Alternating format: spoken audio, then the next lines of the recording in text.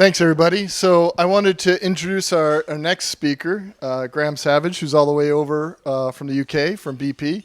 A lot of us that work in the PODS organization run into really, really smart people and really, really good people.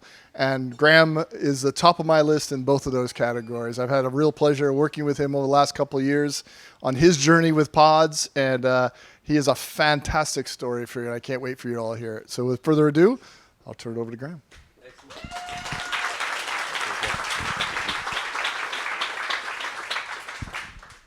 Cool, that was a good introduction. Thank you very much indeed.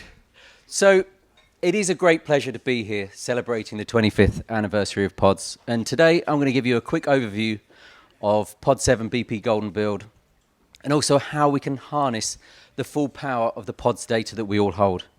So, let's introduce myself. My name's Graham Savage. I'm BP's Geospatial Pipeline SME, and I'm responsible for our PODS data and pipeline data at a global scale, along with our global pipeline discipline lead. And I think it's important to note that our pipeline discipline lead at BP, Will McDonald, is equally as passionate about PODS and the benefits it can bring as I am. And we've got a great synergy working together, coming from differing backgrounds and having different perspectives, that we can push ourselves and get a really successful build out there. And I think it is important to note securing the buy-in early from your client or stakeholder is really key to the success of your project. Oh, what do I press? That one. There we go. So, why should we choose PODS as the foundation of record for our pipelines and related infrastructure?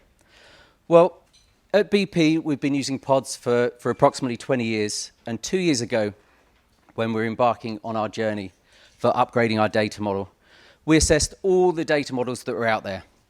And after careful consideration, we decided to stay with what we thought was the global standard for pipeline data management. And it was evident to us that PODS has been made for the industry, by the industry. And there were advances in POD 7 that gave a compelling argument to upgrade. And these advances were that we're using the latest ESRI technology in APR, the removal of data redundancy, and the simplicity of the model. And I feel that it is a safe space here to say this, that I believe that there is beauty in the simplicity of POD 7. I think, yeah. So, tomorrow I'll be speaking a bit more in earnest about our POD 7 BP Golden Build and our migration from PODS 5 to POD 7. But today I kind of wanted to give you a bit of an overview of the Golden Build and show you how it differs from the standard PODS 7 model. So if I start at the beginning, the Golden Build is based on POD 701. It has all the tables, feature classes, and in most cases, but we have added additional attributes so it can be fit for purpose for all the information that BP requires. We've also made significant additions in terms of tables and feature classes. So if we have a look here, we can see that the standard POD 7 comes with 44 feature classes and 23 tables. The Golden Build has 86 feature classes and 68 tables. So we've over doubled the standard POD 7 release inside the Golden Build. When we look at the attribute side of things, we've also doubled from approximately 2,300 to 5,350. And all of this has been done without compromising what makes POD 7 so great. The beauty and the simplicity, using the latest ESRI technology and the removal of data redundancy. And something that I wanted to share with you today, which has already been mentioned, is that in keeping with the collaborative nature of our community, BP planned to supply the Golden Build back to the PODS committee with the intention of allowing them to build out the subsea element to help springboard and standardize how subsea infrastructure is stored within PODS.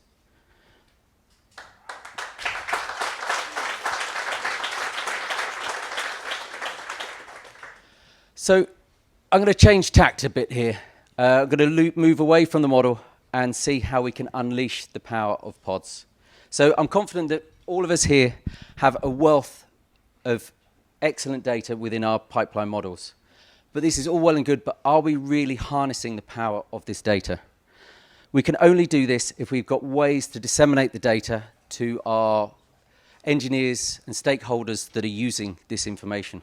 And it would be no good just to take this data and put it all on a single map.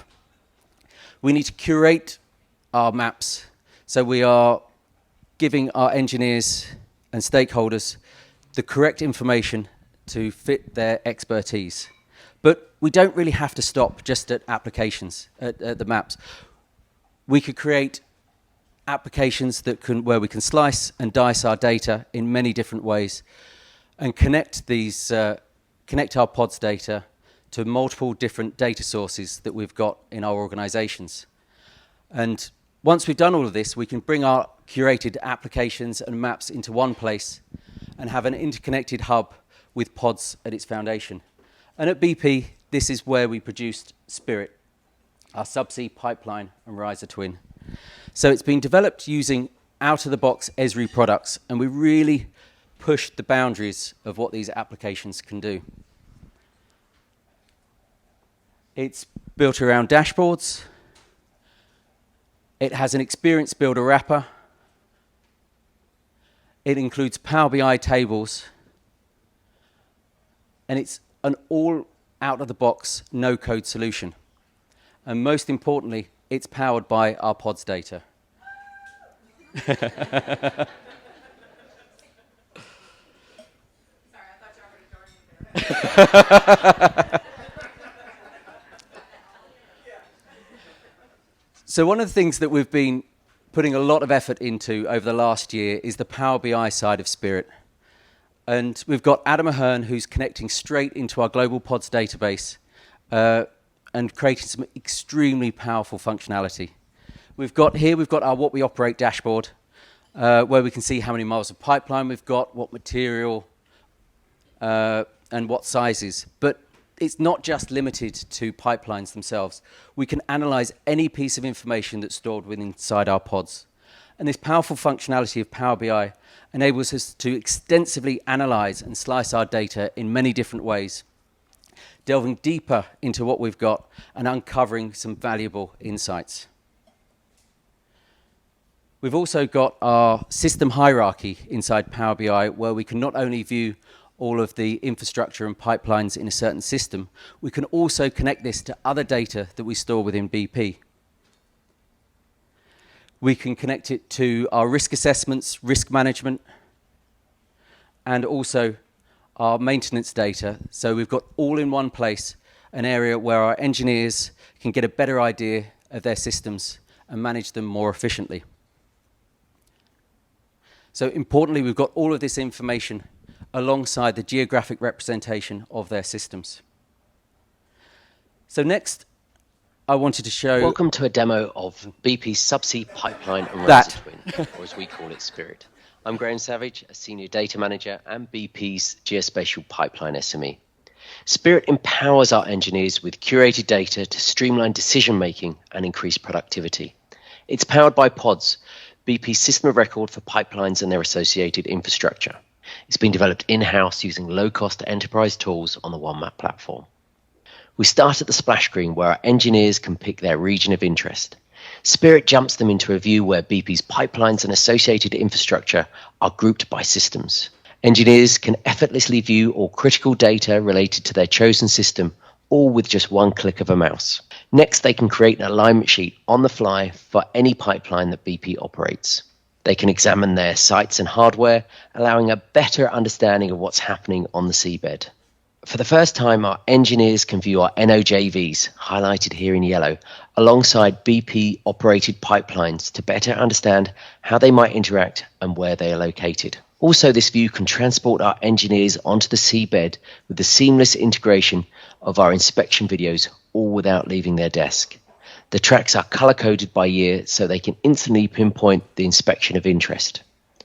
We can immerse them one step further by giving them a 3D representation of their sites and pipelines. This gives them the freedom to view this reality how and where they would like.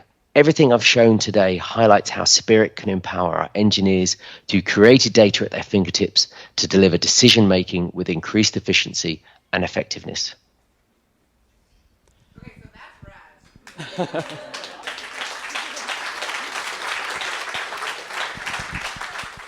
Thank you very much. So this year's focus on Spirit is really been around the 3D functionality. So we've got our developers working closely with ESRI to try and create this more immersive view of the seabed and the infrastructure that we operate.